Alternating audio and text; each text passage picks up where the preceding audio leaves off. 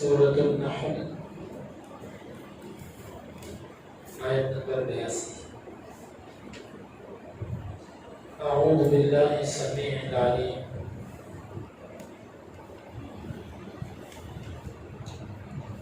سورۃ النحل آیت نمبر 88۔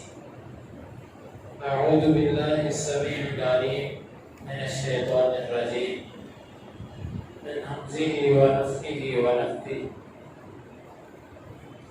الذین وہ لوگ کفروا جنہوں نے کفر کیا، وصدوا اور انہوں نے روکا، عن سے سبیلی رستے اللہ اللہ کے، زدنا ہم زیادہ کریں گے ہم ان کو عذاب عذاب میں، فوق اوپر العذاب عذاب، بما بوجہ اس کے کانوا تھے وہ یفسدون فساد کرتے،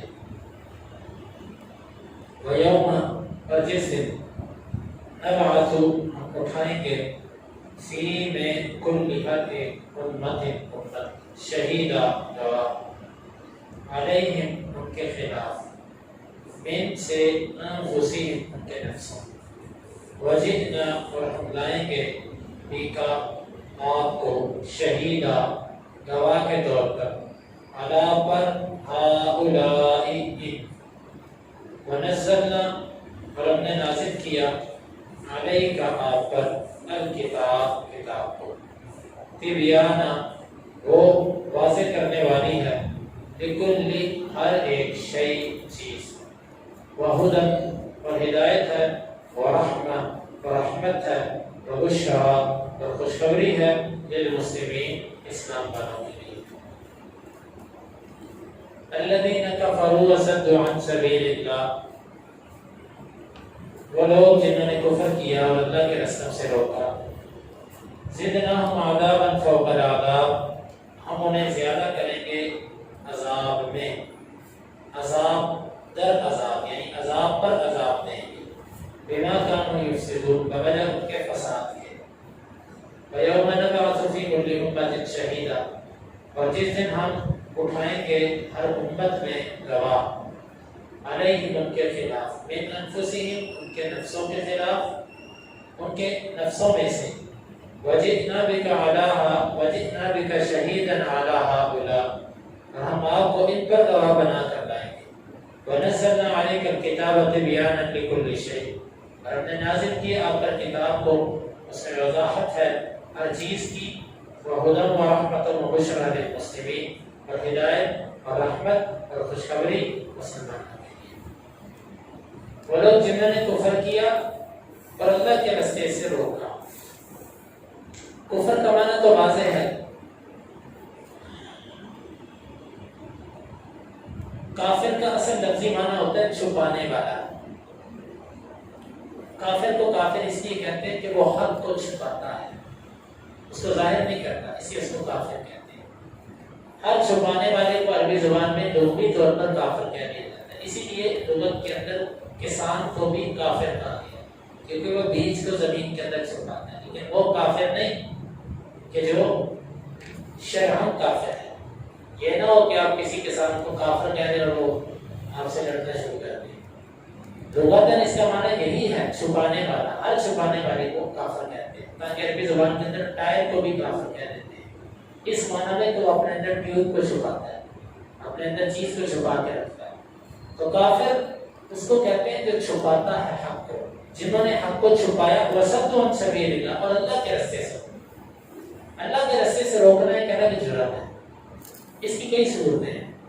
ایک صورت اس کی یہ ہے کہ کسی کو انسان اپنی طاقت سے روکے، نماز پڑھنے سے، روزہ رکھنے سے، کسی بھی نیکی کے کام کرنے سے انسان روکے تو یہ اللہ کے راستے سے روکنے میں آتا ہے۔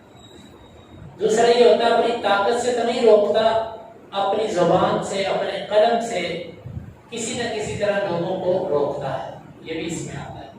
تیسری صورت ہے کہ لوگوں میں شکوک و شبہات پیدا کرتا ہے، غلط فہمیاں پیدا کرتا ہے اسلام کے خلاف، دینی معاملات کے خلاف لوگ دین سے رک جاتے ہیں، یہ بھی دین سے روکنے میں آتا ہے۔ اور بعض دفعہ ہوتا ہے کہ ایسا فتنہ بپا کرتا ہے، ایسی مشکلات لے کر آتا ہے کہ ہر دیکھنے والا کہتا ہے اگر میں یہ عمل کروں گا تو میرے ساتھ بھی ایسے ہوگا۔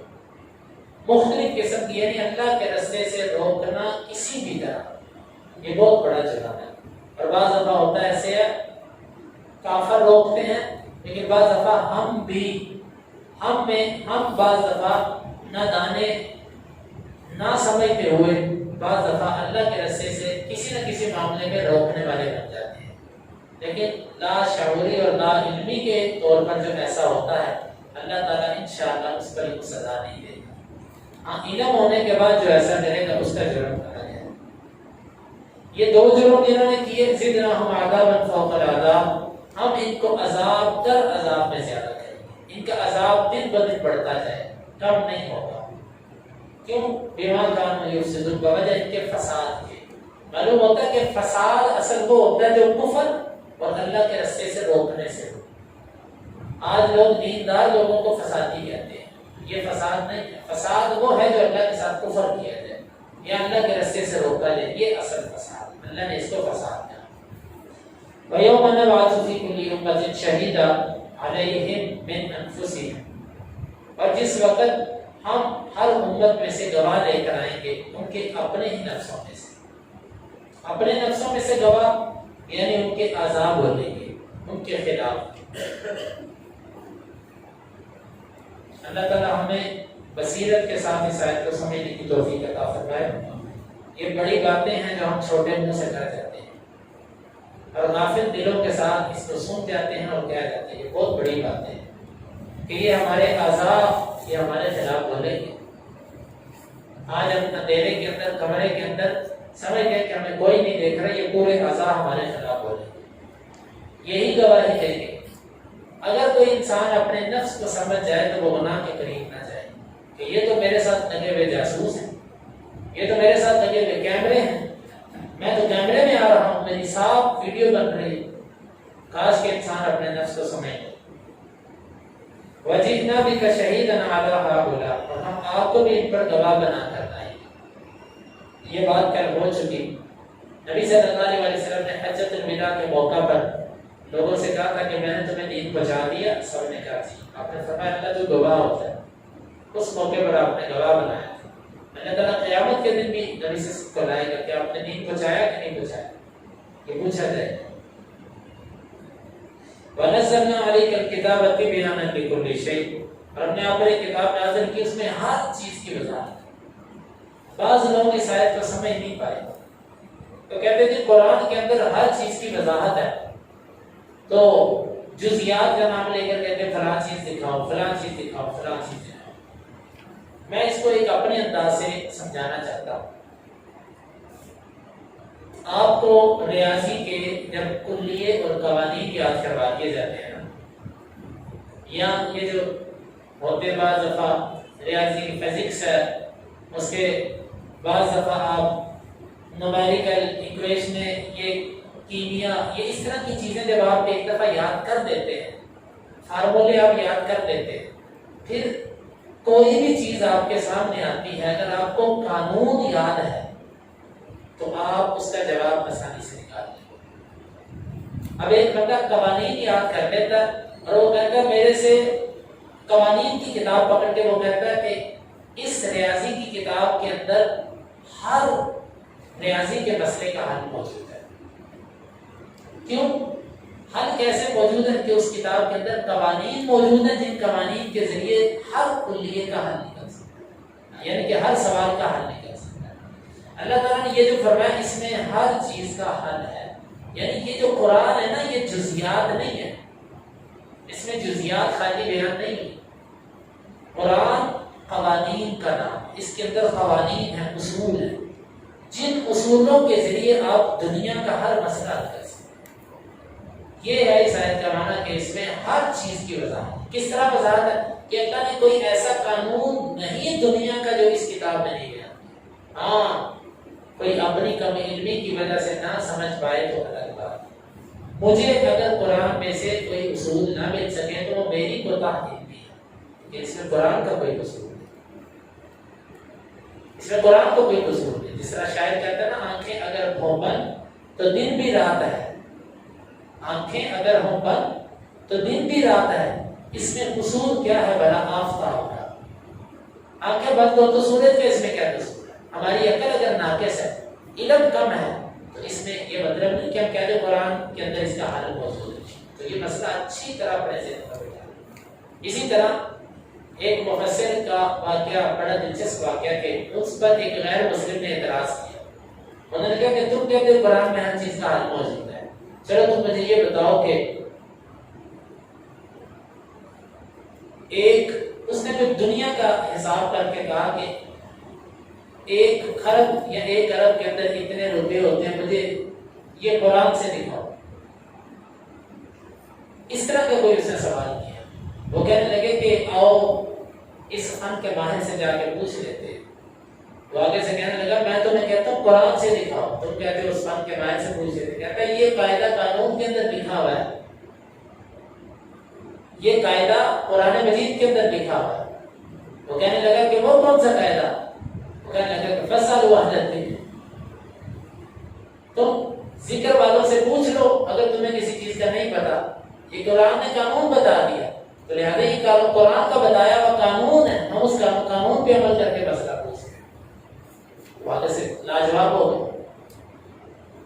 تو قرآن مجید کے اندر ہر چیز کا، اسی لیے عبداللہ بن عباس یا ایسے بعض اسلام کے بارے میں آتا ہے، وہ کہتے تھے کہ میری اگر کوئی رسی بھی گم ہوگی، کوئی تسمہ بھی گم ہوگا، کوئی چیز بھی گم ہوگی، تو میں اس کو قرآن سے دوں. یہ مطلب نہیں کہ وہ قرآن کی آیتیں ڈھونڈنا شروع کر دیں کہ میری رسی کہاں پڑی. یہ مطلب نہیں. قرآن کے اندر ایسے قاعدے ہیں کہ جن قواعد کا گرد کر کے، جن کو اپنے ذکر میں لا کے اللہ تعالیٰ ہمیں اس چیز تک پہنچا دے. تو یہ قرآن میں ہر چیز کا حل موجود ہے. مطلب یہی بات مقلدین کو سمجھ نہیں آئی. مقلدین تقلید کرنے والوں کو یہ بات سمجھ نہیں آئی. انہوں نے کہا کہ قرآن میں کون سا ہر مسئلے کا حل موجود ہے. آج وہ اپنی فقہ کو بچانے کے لیے وہ جواب دیتے ہیں، لیکن قرآن کو پھر نہیں سمجھتے. ہم کہتے ہیں کہ تم نے قرآن اس لیے نعوذ باللہ چھوڑا بظاہر کہ قرآن میں ہر مسئلے کا حل نہیں ہے، حدیث میں ہر مسئلے کا حل نہیں ہے، تمہاری فقہ حنفی میں ہر مسئلے کا حل ہے. آج جدید دور میں تو تمہاری فقہ حنفی بھی لاجواب جواب دے چکی ہے. جو جدید مسائل ہیں یہ تمہاری فقہ حنفی کے اندر ہے. ٹیوب بیبی ٹیسٹ کا مسئلہ ہے. اس کے علاوہ یہ جو پیمند کاری ہوتی ہے، اس کے علاوہ کتنے معاملات ہیں جن کا فقہ حنفی میں ذکر تک نہیں. تو پھر آج فقہ حنفی چھوڑ کے کوئی جدید فقہ کے مقلد ہو جائے. پھر آگے سے کہتے ہیں نہیں، ہمارے امام نے ایسے قوانین دے دیے، قاعدے دے دیے، ہم ان قاعدوں کے روح سے ان جدید مسائل کو حل کرتے ہیں. ہم کہتے ہیں تقسیم اپنی اپنی، مقدر اپنے اپنے. ہم قرآن کے قوانین اور حدیث کے قوانین سے مسائل حل کرتے ہیں، تم ایک مولوی کے بنائے ہوئے قوانین سے مسائل حل کرتے ہیں. مقدر اپنے اپنے، نصیب اپنے. تو یہ قرآن مجید کے اندر ہر قاعدہ موجود ہے کہ جس سے آپ مسئلے کا حل نکال سکتے ہیں. وَهُدًى، اور یہ قرآن مجید ہدایت ہے. وَرَحْمَةٌ، اور رحمت ہے. دیکھو بھائیو، ہم میں سے جو بھی رحمت کا طلبگار ہے، جو بھی ہدایت کا طلبگار ہے، اس کو اس قرآن سے جڑے. قرآن چھوڑ کے کبھی کوئی ہدایت نہیں پا سکتا، اور قرآن چھوڑ کے کوئی رحمت نہیں لے سکتا. وَبُشْرَىٰ، اور اس قرآن میں خوشخبریاں ہیں. جب اس قرآن کو کوئی مومن آدمی پڑھتا ہے تو اس میں جنت کے تذکرے، اللہ کی رحمتوں کے تذکرے، اللہ کے معاف کرنے کے تذکرے، اللہ کے نیک لوگوں کے تذکرے. مومن یہ چیزیں پڑھ کے خوش ہوتا ہے. وَبُشْرَىٰ، اور خوشخبریاں ہیں اس قرآن کے اندر. جب انسان بور ہو جائے کسی چیز سے تو وہ کہتے ہیں یار کوئی اچھی اچھی خبریں پڑھوں تاکہ میرے مزاج کے اندر ذرا فرحت آئے، خوشی آئے، تر و تازگی آئے. کاش کہ ہم قرآن مجید کو اس نیت سے پڑھیں کہ قرآن کے اندر خوشخبریاں ہیں، لیکن ہم قرآن مجید کی خوشخبریوں سے خوش ہونے والے نہیں. کیوں؟ ہمیں سمجھ نہیں آتی، ہم ان کو خوشخبریاں سمجھتے نہیں. اور یہ قرآن خوشخبریاں دیتا ہے. کن کو؟ یہ ہدایت، یہ رحمت، یہ خوشخبریاں، اور یہ کن کے لیے ہے؟ سب للمسلمین، مسلمان. جس کے اندر اسلام ہے اس کو یہ سب کچھ ملے، اور جس کا جتنا ایمان کمزور ہے اس کو یہ چیزیں اتنی کمزور ملے. جتنا ایمان طاقتور اس کو یہ چیزیں اتنی زیادہ اچھی. اللہ تعالیٰ سے دعا ہے اللہ تعالیٰ ہمیں ان آیتوں کو سمجھ